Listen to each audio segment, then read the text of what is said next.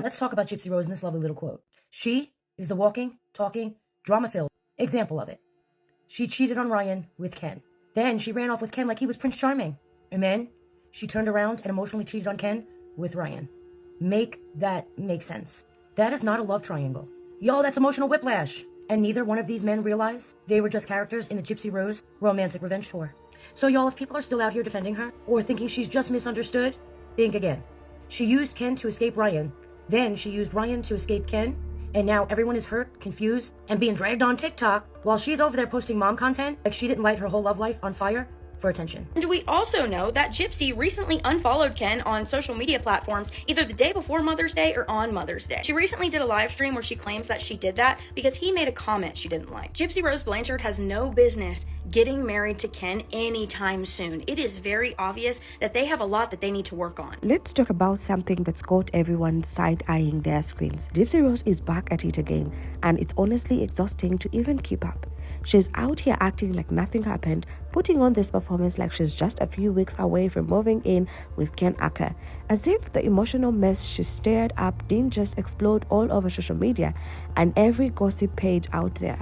She's out here staging her comeback as if we all suddenly developed amnesia. But let's be real, this isn't some innocent misunderstanding or a hopeful girl trying to make things right. This is next level manipulation. It's a curated illusion. And the most disturbing part, she seems to believe it's working.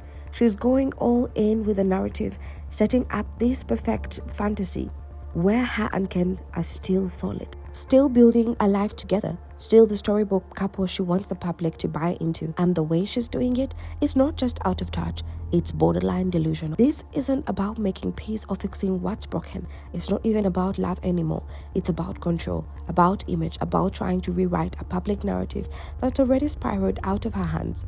She wants to be the one who shapes how we see her, like the devoted mom, the daunting girlfriend, a misunderstood woman who just wants her happy ending. But what we're really watching is someone trying to patch up a shattered mirror using filters, captions, and soft lighting. And you can feel desperation in every post. The overly curated photos, the overly sweet captions, the overly rehearsed TikToks. It's all trying too hard, like painfully hard.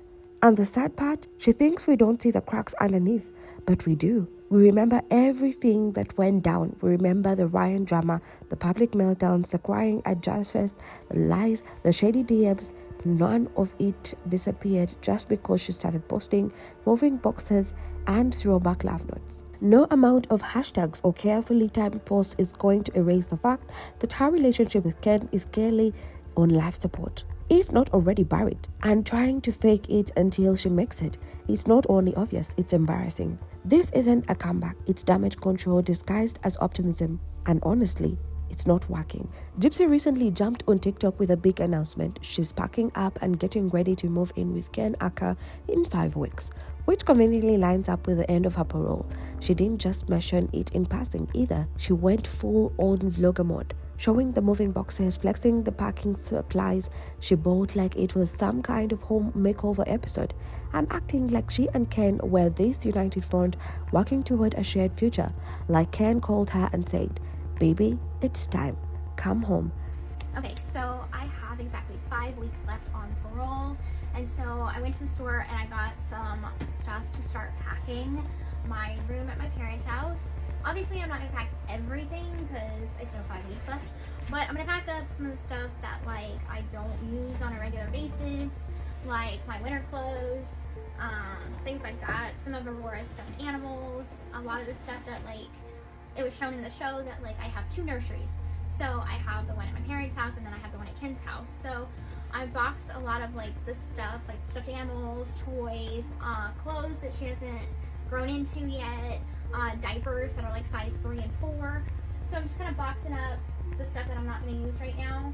I have a lot of clothes, like a lot of clothes. So that is my project for right now. And I'm probably just going to put a lot of this stuff in the corner right now until it comes time to move. But yeah, it's quite a project.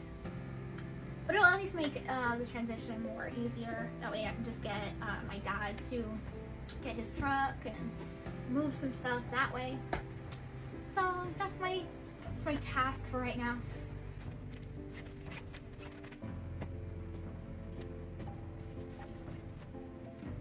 If anybody wanted to know what my closet looks like, this is it. Yeah, it's very messy. But let's be real, no one's buying that. Who starts packing 5 whole weeks early when you're not even moving heavy furniture or relocating sitters? She's not packing up a house full of stuff. She's not moving a couch or a bed or a dining set. She's mostly got clothes and baby items, which anyone can box up in a day or two. The whole thing feels like a staged production. So why now? Why the sudden need to publicly show she's moving on? It's not really about relocating, it's about resetting the narrative. It's her way of saying, see, everything's good, look how well we're doing, without ever actually addressing the storm she just created. And that timing, beyond suspicious. This all came right after a full-on meltdown at Jazz Fest where she cried about Ryan. After the scandal of her texting him emotional messages and sending him selfies, after getting exposed publicly and humiliated online, and now she's suddenly moving in with Ken like none of that ever happened. Like Ken just forgot. Like we all just forgot. She's not doing this for Ken. Ken hasn't said a word, hasn't posted a thing, hasn't shown up in any current clips. He's gone silent. She's doing this for the audience, the viewers, for people in the comments who still root for her. She's trying to shape public opinion by presenting herself as this committed woman packing for her new life, but that's not what's happening. That's a one-sided fantasy. She's building a version of her life that exists only online. She wants to convince us that her relationship is thriving. She wants people to look at her TikToks and think, wow, she's really making it work, but deep down, even she knows it's not real. The only person who might still be clinging to this illusion is Gypsy herself, and even that's starting to feel like a performance she's putting on just to avoid facing the truth.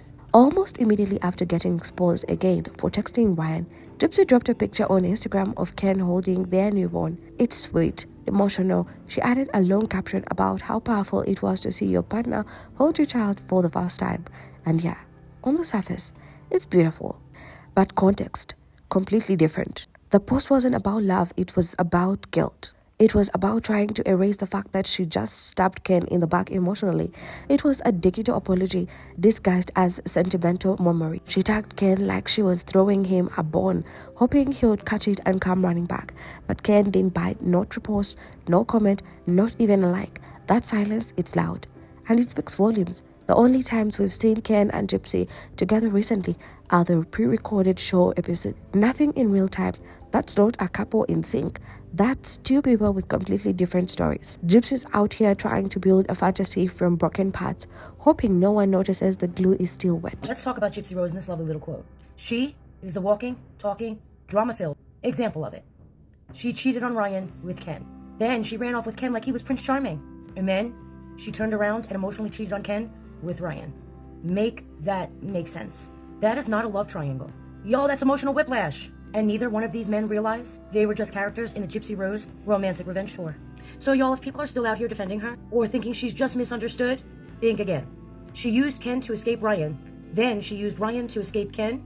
And now everyone is hurt, confused, and being dragged on TikTok while she's over there posting mom content like she didn't light her whole love life on fire for attention. Then came the Instagram drama, and it wasn't subtle at all. Suddenly, out of nowhere, Gypsy unfollows Ken. No warning, no explanation, just a clean digital cut. That alone would have raised eyebrows.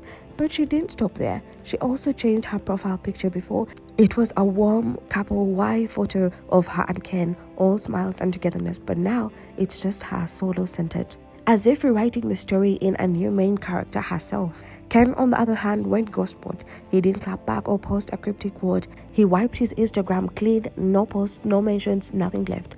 It was like he reset the entire app. And then, to make it even messier, Christy's Gypsy's stepmother follows Ryan. Yes, Ryan. The same Ryan Gypsy was crying over and texting behind Ken's back. That wasn't a coincidence. That was a digital make drop. It doesn't take a genius to put the puzzle pieces together. This wasn't some random fight over lovers' spat. This was a breakup. But one made loud and clear through every unfollow, every profile change, every move. It was coordinated enough to make headlines without anyone saying a word. And for those paying attention, the message was definite. But then came the backpedal. Just a few days later, Gypsy re-follows Ken. No explanation, no post, just a quiet tap on the follow button like nothing ever. Almost like she got a call, maybe from Christy, maybe from someone managing the show, maybe even from Ken himself. Whoever it was, the direction was clear. Clean it up. The public is catching on. And like clockwork, she tried to patch the cracks. But here's the thing, once people see the cracks, you can't just slap a filter on them and pretend they are gone. The internet remembers. People remember.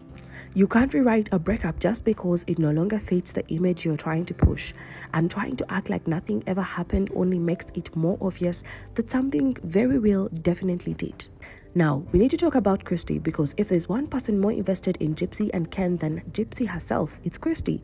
This woman works overtime behind the scenes to keep their relationship afloat, even when it's obviously falling apart. This past Mother's Day, Christy got her friend, content creator Natasha Cooper, to leak a message from Ken.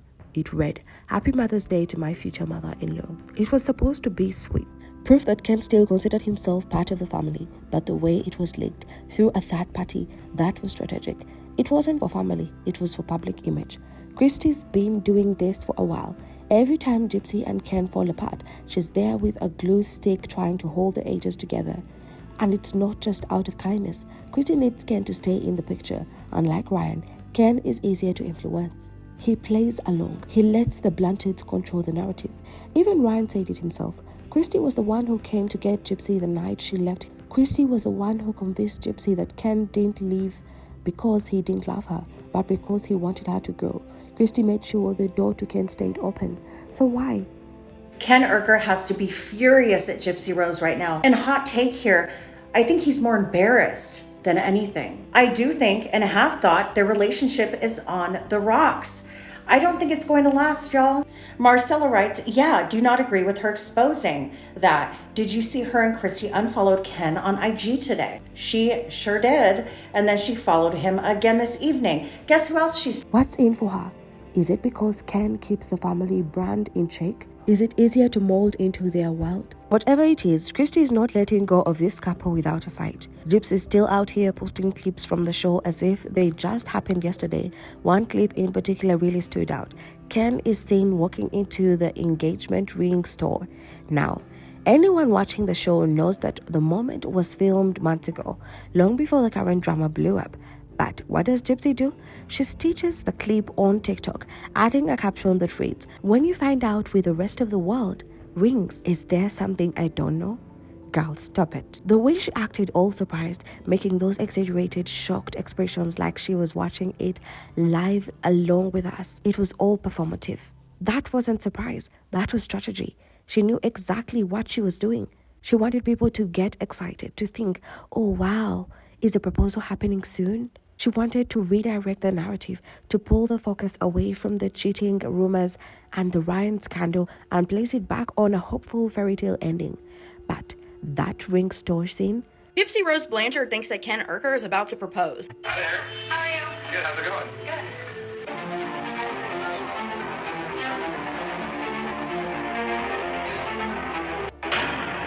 So Gypsy Rose Blanchard just posted this video reacting to her own television show, the trailer where Ken walks into the jewelry store to look at rings. So she wrote on the screen, "When you find out with the rest of the world, rings, question mark? Is there something I don't know?" A few things. Gypsy is basically insinuating that she has no idea what's going on in her own television show. It was also filmed in the past, so it wasn't recent, and Ken hasn't proposed so far. And if he were to do that, do you guys think that Lifetime would really ruin that? I mean, if they did, that's pretty shady. And we also know that Gypsy recently unfollowed Ken on social media platforms either the day before Mother's Day or on Mother's Day. She recently did a live stream where she claims that she did that because he made a comment she didn't like. Gypsy Rose Blanchard has no business getting married to Ken anytime soon. It is very obvious that they have a lot that they need to work on. That was months ago.